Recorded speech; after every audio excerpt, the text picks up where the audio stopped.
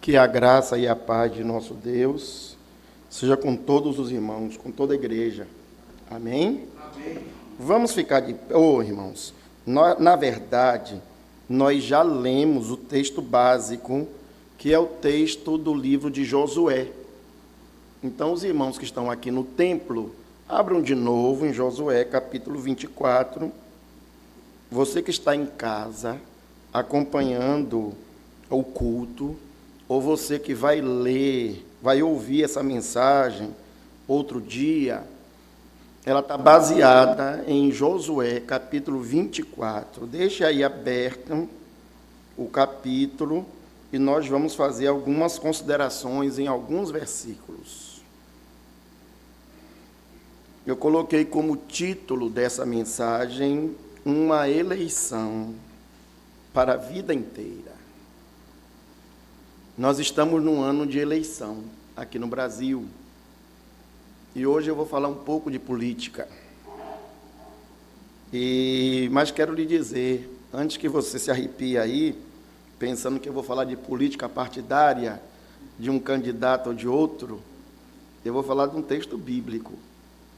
Não vou falar de ideologia nem de partido. Vou citar apenas um personagem da política, porque o tema de hoje é muito mais importante do que a política deste mundo, porque Jesus deixa bem claro que o meu reino não é deste mundo. Então, jamais eu usaria nosso púlpito para falar de política ou política partidária. Então, você que está em casa, ou você que vai ouvir esse sermão num outro momento, ouça até o final, para que você entenda do que é que nós estamos falando. Eu disse que falaria rapidamente de um personagem da política brasileira, da política baiana. Eu quero citar o falecido Antônio Carlos Magalhães, governador durante algumas vezes, prefeito de Salvador durante um mandato, senador da República. E esse personagem, que ficou marcado na história do Brasil e da Bahia, esse indivíduo tinha uma frase que ele utilizava para intimidar os seus adversários. Ele dizia assim: um dia que vale por 4 anos. Ele dizia assim: a decisão de um dia, o voto de um dia, o frenesi de um dia, pode comprometer o Estado durante 4 anos, que é o mandato de um governador. Dentro dessa plataforma, o ACM, o original, ele conseguiu eleger João Durval Carneiro, conseguiu eleger Paulo Souto e César Borges, governadores da Bahia. E conseguiu eleger Antônio Embaçaí, prefeito de Salvador. Um dia que pode valer por 4 anos. O texto bíblico está falando aqui de um dia, de uma decisão, que não valerá somente durante 4 anos. Uma decisão que irá comprometer nossa vida inteira aqui neste mundo. E nossa vida depois que partirmos daqui, porque falamos de vida eterna. Essas são palavras de vida eterna. Nós estamos diante de Oséias, filho de Num, a quem Moisés trocou o nome e passou a se chamar Josué. Ele foi aprendiz de Moisés, um dos seus discípulos mais próximos, e teve a honra de ser escolhido por Deus para suceder Moisés na liderança do seu povo, no pastoreio do seu povo. Foi a Josué que foi dado o privilégio de introduzir o povo na terra prometida, de conquistar aquele território que Deus havia prometido a Abraão, Isaque e Jacó. Agora, já velho, nos últimos dias da sua vida, Josué convoca o povo para fazer uma escolha, para fazer uma eleição, para fazer o que eles já tinham feito no passado. Era como se dissesse renovar agora os seus votos, ou abrir mão deles. Eles tinham que escolher um Deus. falar isso para um público, para um auditório, para uma igreja, que nós só temos evangélicos, parece balela, parece brincadeira, parece uma mensagem pífia, boba, tola, ingênua. Mas cuidado, irmãos. Os irmãos daquela época tinham se esquecido da escolha que fizeram no passado. Mas o pior, eles tinham se esquecido de quem era o Deus a quem eles haviam prometido seguir. Por isso, do versículo 1 até o versículo 13, Josué faz uma lista das obras de Deus, é um resumo. Me parece muito pertinente a semelhança entre o versículo 1 e o versículo 13 com o Salmo 136. Porque a sua benignidade dura para sempre, porque a sua benignidade dura para sempre, porque a sua benignidade dura para sempre. Lá o salmista está lembrando os feitos de Deus e nos lembra que esses feitos foram realizados porque a sua misericórdia dura para sempre. Lá o Salmo fez um breve histórico, um resumo de todas as histórias do Antigo Testamento. Quando avançamos para o Novo Testamento e encontramos Estevão pregando ao Sinédrio, pregando aos irmãos, ou melhor, pregando aos judeus da sua época, aos líderes do judaísmo da sua época, Estevão, mais uma vez, faz um breve resumo de toda a história de Israel, como se dissesse assim: lembrem daquilo que vocês já sabem. Eu não estou trazendo aqui uma mensagem nova, um Deus novo, um relato novo. Eu estou trazendo para vocês aqui, eu estou querendo retomar a memória, eu estou querendo trazer a lembrança aquilo que nós já sabemos. Eu queria, irmãos, perguntar a vocês, quantas vezes nós, ainda hoje, precisamos ser lembrados dos grandes feitos do Senhor? Quantas vezes hoje nós precisamos lembrar das maravilhas e das bênçãos que Deus derramou não somente sobre o seu povo, não somente sobre a sua igreja, mas sobre a nossa vida pessoal. E eu estou perguntando a minha e a sua vida, eu vou me dirigir a você, mas estou me dirigindo a mim diretamente. Quantas vezes nós precisamos ser lembrados daquilo que Deus tem feito na nossa vida, na sua casa? Porque apesar de sabermos de tudo isso, quantas vezes nós esquecemos? Quantas vezes também esquecemos de como Deus agiu na vida dos ímpios, na vida dos perversos, aqueles povos todos que foram tirados de Canaã, aqueles povos todos que foram confrontados por Deus e foram expulsos por Deus e muitos deles exterminados por Deus. Quantas vezes, irmãos, nós precisamos ser lembrados daqueles que eram crentes, que estavam firmes, que estavam na igreja, que estavam vivendo na presença de Deus e que foram dando um espaço, dando uma brecha, dando um lugar e foram se esfriando, e se esfriando, e se esfriando, e hoje estão num mundo pior do que muitos que são do mundo. Quantos? Que nós conhecemos, vizinhos, amigos, quantos dentro da nossa casa.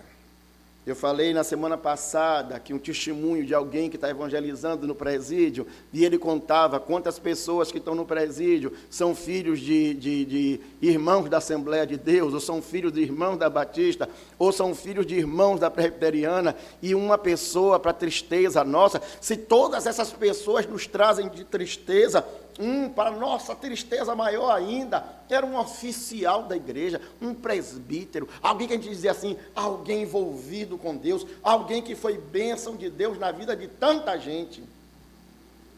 Se entregou, deu brecha, deu espaço, e por isso caíram na tentação. Hoje, nós estamos vivendo igrejas vazias, templos vazios. Nós temos aqui uma igreja que hoje metade das pessoas não estão aqui. Quero lembrar que nós estamos num período de feriado, período de férias. Alguns viajaram para o interior, alguns foram ver suas famílias. Dilma, essa semana vai estar indo para Aracaju, né, Dilma? Vai ficar uns dias fora. Presbítero Emanuel vai viajar também, vai ficar com Caleb lá no interior. Vai passar 20 dias fora, vocês não vão me ver aqui. Então, nós lembramos disso, que isso ocorre. Mas será, irmãos, que a falta na igreja é simplesmente por causa disso? Muitas vezes, aqueles que estão na igreja estão aqui chateados, insatisfeitos, amargurados, faltosos, negligentes, estão aqui desviados dentro de si mesmos, afastados de Deus dentro de si mesmo. Alguns vêm ao culto, mas parece que estão numa missa de corpo presente. Você que foi criado na igreja evangélica não sabe o que é isso. Mas você que tem algum parente católico sabe o que é. A missa de corpo presente é a missa que um padre ou que um católico reza quando vai enterrar alguém. O corpo está ali presente, mas a alma já foi embora. Quantos crentes estão na igreja como uma missa de corpo presente? O corpo está aqui, mas a alma se foi. Eles até vêm para o culto, mas o culto é enfadonho. A oração não faz mais sentido. A reverência no culto se perdeu. A mensagem são palavras soltas no tempo. O templo, que a gente geralmente chama de igreja, o templo se tornou um clube. Eu me lembro de uma palavra que eu vi ainda adolescente, de um pastor presbiteriano, se tornou um clubezinho barato. Um lugar para conversarmos, encontrarmos com amigos. Muitos vêm à igreja, ou ao culto, ou à escola dominical, e durante o culto saem para comprar, fazer a feira da semana, a verdura aqui no fim de linha da boca do rio, porque a feira é farta. Quantos passam boa parte do culto arrumando o sanitário da igreja, ou o hall da igreja, ou a cozinha, ou as salas onde haverá aula, o pano de chão, vão lá para fora conversar sobre o telhado, sobre a pingueira, sobre qualquer outra coisa, mas perdem o principal, que é o culto. Lembram de Maria e Marta? Quando Jesus estava na casa de Lázaro, enquanto uma se debruçava em estar na presença de Deus, em cultuar a Deus e ouvir a palavra, a outra, sob o argumento de estar servindo ao Senhor, olha que argumento bom, sob o argumento de estar servindo ao Senhor, estava preocupado com as coisas da casa. Jesus então a adverte dizendo: Maria escolheu a melhor parte. Significa, irmãos, que semelhantemente a Marta, alguns crentes até vêm para a igreja, mas escolheram a pior parte. Escolhei, diz o versículo 15, lá na sua metade, escolhei hoje a quem servais. Irmãos, qual é a escolha que nós temos feito? Pastor Paulo, pastor Cândido, Igor, Emanuel, Judá, Jonilson, presbítero, eles têm falado tanto das doutrinas bíblicas, das doutrinas presbiterianas, e nós acreditamos nela e as defendemos. A doutrina da predestinação, a doutrina da escolha, foi Deus quem escolheu, foi Deus quem predestinou. Mas eu queria perguntar aqui, o que é que nós temos escolhido? Qual tem sido a nossa opção? Vejam aí, versículos 14 e 15, todos juntos. Versículo 14 e 15. Vamos lá? Agora, pois, temei ao Senhor e serviu com integridade e com fidelidade. Deitai fora os deuses aos quais serviram os vossos pais, da além do Eufrates e no Egito, e servi ao Senhor. Porém, se vos parece mal servir ao Senhor, escolhei hoje a quem servais. Se aos deuses a quem serviram os vossos pais, que estavam da além do Eufrates, ou aos deuses dos amorreus, em cuja terra habitais. Eu e a minha casa serviremos ao Senhor. Aleluia! Josué tomou a decisão dele. Eu não sei a quem vocês vão servir. Eu estou deixando claro aqui que vocês precisam tomar uma decisão na vida. Eu estou deixando claro aqui que a salvação é algo pessoal, que o compromisso com Deus é algo pessoal e intransferível. Eu não posso escolher por Caleb e Judá, eu não posso escolher por Aíssa e Diego, eu não posso escolher por Jacira, minha mãe. Eu posso tomar a minha decisão, e a minha decisão é essa. Às vezes, irmãos, nós transferimos essa decisão para o outro. Se minha esposa vier, eu vou. Se meu marido vier, eu vou. Se meu filho gostar dessa igreja, eu fico. Se minha filha gostar do louvor dessa igreja, eu vou congregar aqui. Nós ficamos transferindo a responsabilidade para o outro. Josué diz, não, senhor, eu já tomei a minha decisão. A decisão que cabia a mim tomar, eu já tomei. Eu já sei o que eu quero. E você precisa saber o que você quer. Me parece, irmãos, uma alusão bem próxima lá do Apocalipse, quando Deus diz assim, rapaz, quem dera fosse frio. Na verdade, Deus quer que sejamos quentes, viu? Mas assim, quem dera fosse frio, quem dera você se decidisse logo no que é que você quer. Mas você que está morno, talvez essa mensagem seja para mim. E eu espero que Deus aplique a sua palavra no meu coração. E talvez ela seja para você. E você se zangue ao ouvir essa palavra. E Deus me dê a liberdade de você sair daqui da igreja zangado hoje. Amém, irmão Carlos? Amém. Olha, quem dera se você fosse frio. Como você está morno, não sabe o que você quer, não sabe qual é o seu destino, você está em cima do muro, eu estou com nojo de você. Eu tenho vontade de vomitar você. Isso é nojo, é náusea. Cristo chegar para um crente e dizer, eu estou com nojo de você. Porque você nem é quente, nem é frio. Você não se decide. A expressão usada por Josué diversas vezes nesse texto é Senhor. Ele diz assim, temei ao Senhor. Cadê Tiago para me ajudar? Tiago, no Antigo Testamento, Yahvé, Jeová, né? Aquele que governa, né? No Novo Testamento, nós encontramos Kyrios, né? Senhor no Novo Testamento. Então, o Rei do Universo, aquele que governa, que preside todas as coisas. Aquele que determina, que diz vai, e ele vai. Diz vem, e ele vem. Aquele que o Apocalipse diz tem a chave de Davi, que abre a porta e ninguém fecha, que fecha a porta e ninguém abre. Muitos deixaram ou deixam de servir a Deus e participar do culto, pois estão militando nas coisas deste mundo. E o que é deste mundo? A família, o trabalho, os negócios. Alguém pode dizer coisas nobres, mas que muitas vezes estão atrapalhando a nossa comunhão com Deus, o nosso compromisso com Deus. Afirmam que precisam deste emprego para poder viver e sobreviver, e esquece que é Deus o autor da vida, aquele que dá a saúde, aquele que dá o sustento, aquele que mantém o emprego, aquele que dá o salário, e é Ele quem lhe dá capacidade para labutar neste mundo.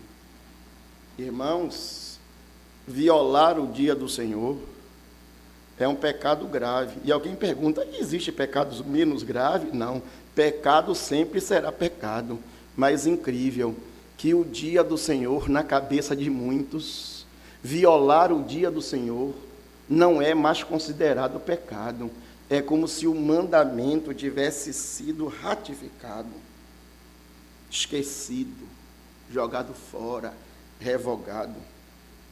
Enquanto nós vemos a igreja vazia, muitas vezes, nós temos vindo ao culto à noite, no domingo, muitas vezes, e a igreja está vazia. Eu encontro pessoas aqui na igreja com mais de 70 anos. Não queria citar o nome de ninguém, não. Mas os irmãos vão saber quem é, que vocês congregam aqui, vocês estão aqui. Tem gente com mais de 70 anos e não falta um culto. Tem uma figurinha aqui, Moacir, que no dia que ela falta, ela liga para Paulo não, liga para Ana Maria. Liga para Ana Maria, ou liga para mim, diz assim, presbítero, eu não venho hoje não, porque eu vou para a igreja tal, porque minha netinha vai cantar lá, e sabe que velho não se governa, aí o pessoal me leva para lá, me leva para cá, mas eu estou na igreja. E a gente fica tão feliz com o compromisso de pessoas assim. E aí eu olho para um lado e não vejo fulano, eu olho para o outro lado e não vejo fulano, e não vejo fulano. E nós sabemos, irmãos, das necessidades, das carências, das querelas das pessoas da igreja. E não estamos aqui para julgar ninguém. Mas eu queria lhe perguntar, você tem servido a Deus com integridade e com fidelidade? Olha aí, integridade e fidelidade.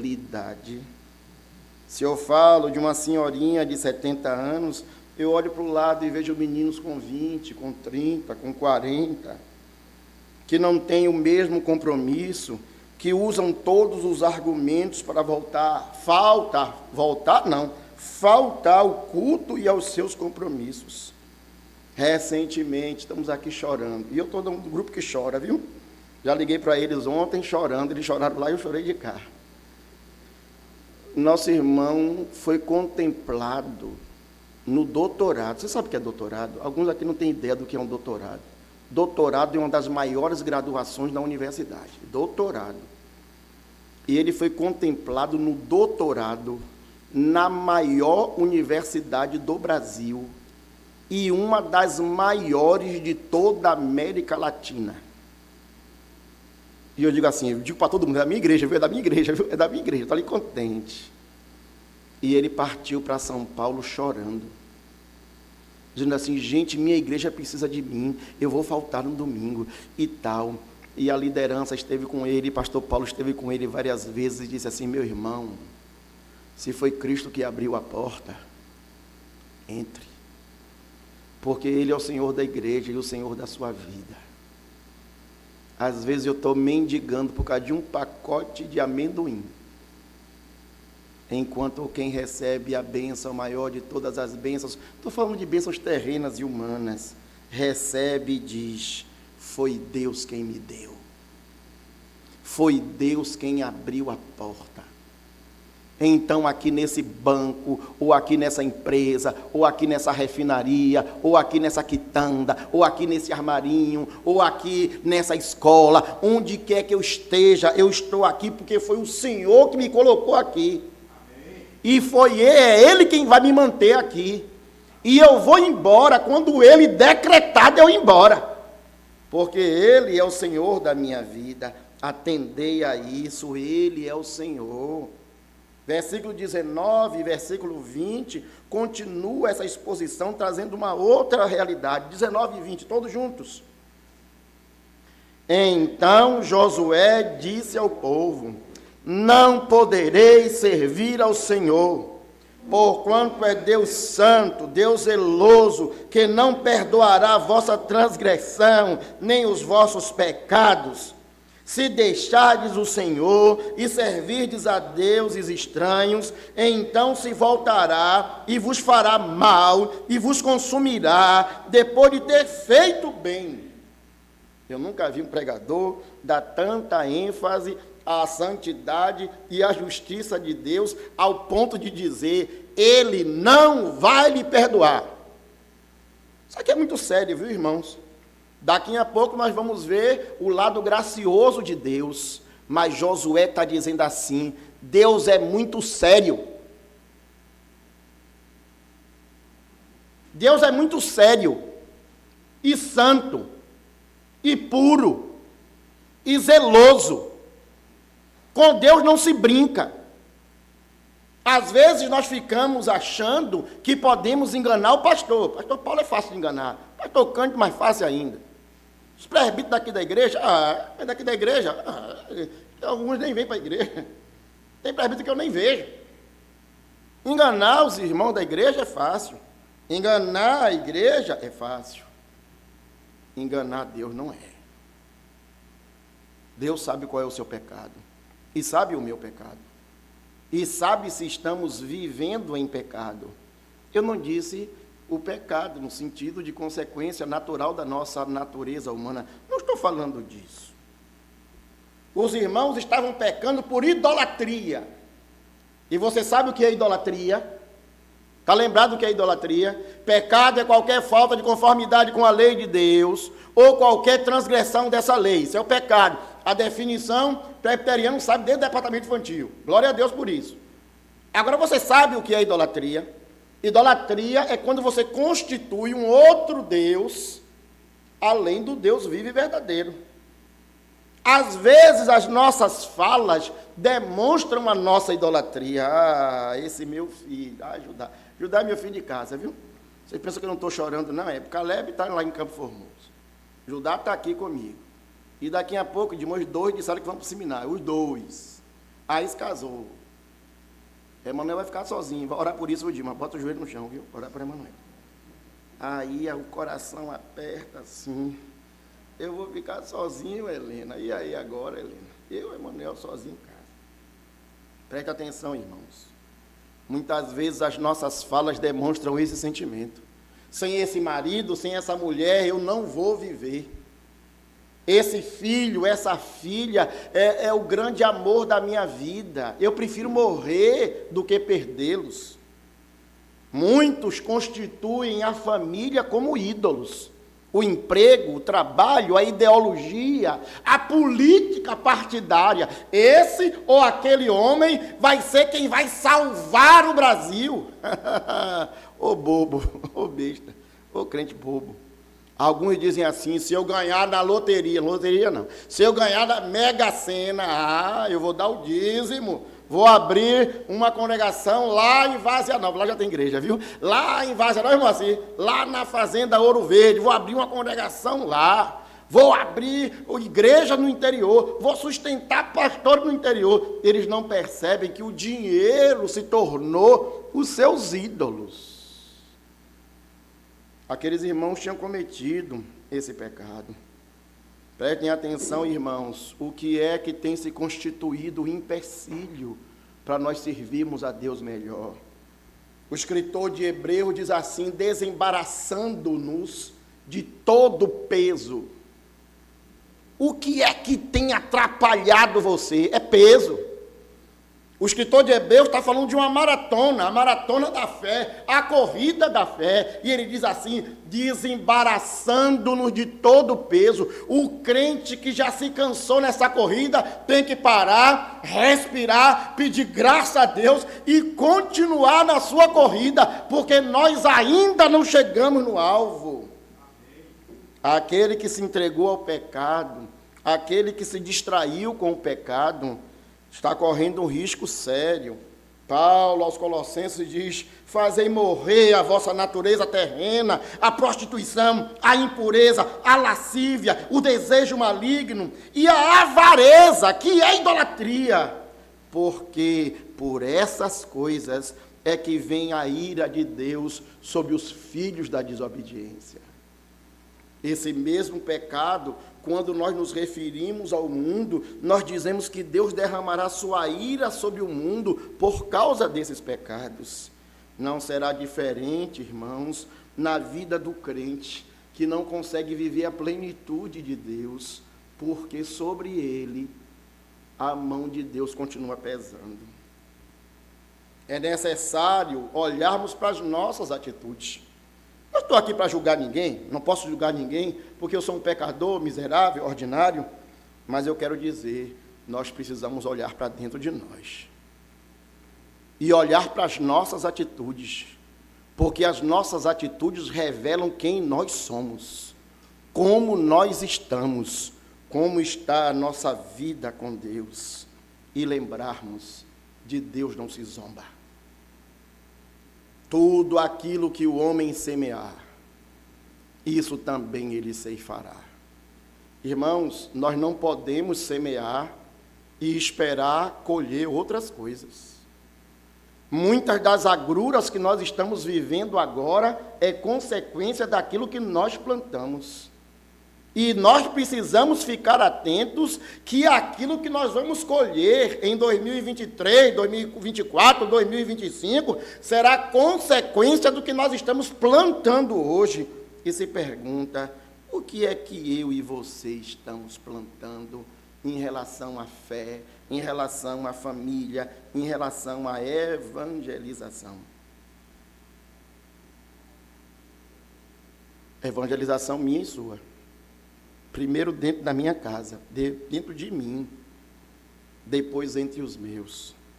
Para concluir essa mensagem, eu quero ler o versículo 22 a 27. Há outras coisas preciosas aqui que eu queria compartilhar com os irmãos. De 22 a 27, todos juntos. Josué disse ao povo: sois testemunhas contra vós mesmos, de que escolhestes o Senhor para o servir. E disseram: nós o somos. Agora, pois, deitai fora os deuses estranhos que há no meio de vós, e inclinai o vosso coração ao Senhor, Deus de Israel. Disse o povo a Josué: ao Senhor nosso Deus serviremos e obedeceremos a sua voz. Assim, naquele dia, fez Josué aliança com o povo. Ele a pôs por estatuto e direito em Siquém. Josué escreveu essas palavras no livro da lei de Deus. Tomou uma grande pedra e erigiu ali, debaixo do carvalho que estava em lugar santo do Senhor. E disse Josué a todo o povo: eis que esta pedra vos será testemunha, pois ouviu todas as palavras que o Senhor tem dito, porquanto será testemunha contra vós outros, para que não mintais ao vosso Deus. Josué, que há poucos instantes havia dito: Deus não vos perdoará, agora diz: Deus está pronto para fazer uma aliança com vocês. O sangue de Jesus Cristo, seu Filho, nos purifica de todo pecado. Oh, irmãos, se confessarmos os nossos pecados, vamos juntos? Ele é fiel e justo para nos perdoar os pecados e nos purificar de toda injustiça. Hoje é dia da ceia. A ceia nos lembra exatamente isso, a obra de Cristo, mas não simplesmente a obra de Cristo na criação, não somente a obra de Cristo na manutenção, mas a obra de Cristo na redenção. Cristo morreu, e morreu por mim, morreu por você. Cristo morreu, é isso que nós estamos lembrando aqui, e morreu por causa do meu pecado, por causa do seu pecado, por causa da minha mentira, por causa da sua mentira, por causa do meu adultério, por causa do seu adultério, por causa da minha idolatria, por causa da sua idolatria. Cristo morreu por causa da minha negligência, por causa da sua negligência. Cristo morreu por causa da minha infidelidade, por causa da sua infidelidade. E isso nós estamos lembrando hoje. Então, irmãos, hoje é o dia aceitável. Eu espero que Deus, que está falando comigo, esteja falando com cada um de vocês, trazendo à memória os grandes feitos do Senhor, mas trazendo à memória a nossa miserabilidade e o quanto nós carecemos de Deus, o quanto nossos filhos carecem de Deus, o quanto nossos netos carecem de Deus. Irmãos, ao participarmos da ceia, nós precisamos dizer: Deus, tenha misericórdia de mim. Deus, eu errei. Deus, eu pequei. Deus, eu tenho errado. Deus, eu tenho transferido a culpa para os outros. Deus, eu tenho transferido a responsabilidade para os outros. Mas eu não quero orar pelos outros, não. Eu quero orar primeiro por mim. Tenha misericórdia de mim. Me lave com o sangue de Cristo. Me transforme com o sangue de Cristo. Me converta com o sangue de Cristo. Me faz uma nova criatura com o sangue de Cristo. Senhor, eu quero ter comunhão contigo. Senhor, eu quero que essa palavra inunde o meu ser. Senhor, eu quero voltar ao primeiro amor. Eu já fui um crente ativo, eu já fui um crente comprometido, eu já fui um crente que louvava, eu já fui um crente que dava testemunho. Senhor, eu tenho andado distante. Renova essa palavra na minha vida, renova o altar dentro do meu coração. Ó Senhor, tenha misericórdia de mim. É isso que a ceia nos lembra. Se você, meu irmão, que está me ouvindo hoje, está aqui na igreja, está impedido de participar da ceia, corra. Mas corra logo, corra depressa, para que você possa participar.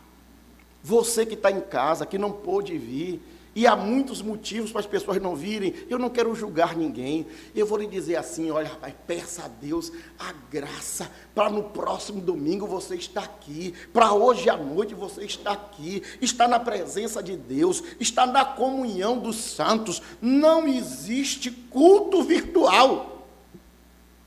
A transmissão do culto está aí, mas não existe culto virtual.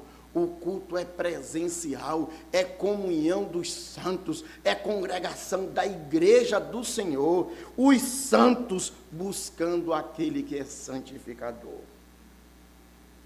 Participemos da ceia do Senhor, de forma digna, porque é para isso que nós fomos convocados por Cristo Jesus. Que Ele tenha misericórdia de nós e nos abençoe. Amém. Pastor Cândido.